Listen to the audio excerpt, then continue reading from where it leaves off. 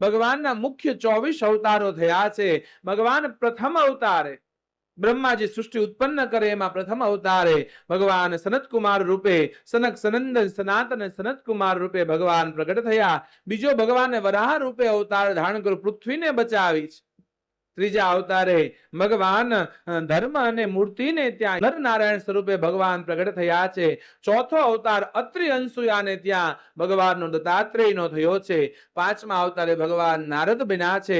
છઠ્ઠા અવતારે કપિલ દેવ, સાતમા અવતારે આકૃતિ અને રુચિક પ્રજાપતિને ત્યાં ભગવાન યજ્ઞ નારાયણ સ્વરૂપે પ્રગટ્યા છે.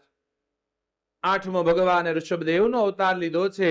નવમા અવતારે પૃથુ, દસમા અવતારે ભગવાન માછલીનું મત્સ્ય અવતારે પ્રગટ્યા છે. 11મા અવતારમાં ભગવાન કુર્મ કાચબો બન્યા છે. 12મો ધન્વંતરીનો અવતાર. 13મો જ્યારે ધન્વંતરી અમૃત લઈ નીકળ્યા, રાક્ષસો અમૃત લઈ ભાગ્યા, એને વેચવા માટે ભગવાન સ્ત્રીનો અવતાર મોહિની અવતાર લીધો.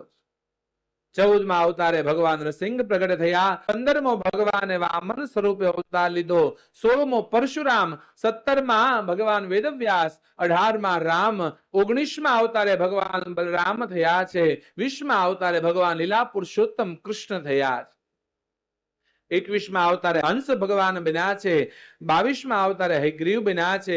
23મો અવતાર ભગવાનનો બુદ્ધનો અને હે ઋષિઓ 24મો અવતાર ભગવાનનો જ્યારે કલયુગનો અંત આવશે ત્યારે શંભલ ગ્રામમાં વિષ્ણુ યશા બ્રાહ્મણને ત્યાં ભગવાન કલ્કી સ્વરૂપે પ્રગટ થશે. ભગવાનના 24 અવતાર છે.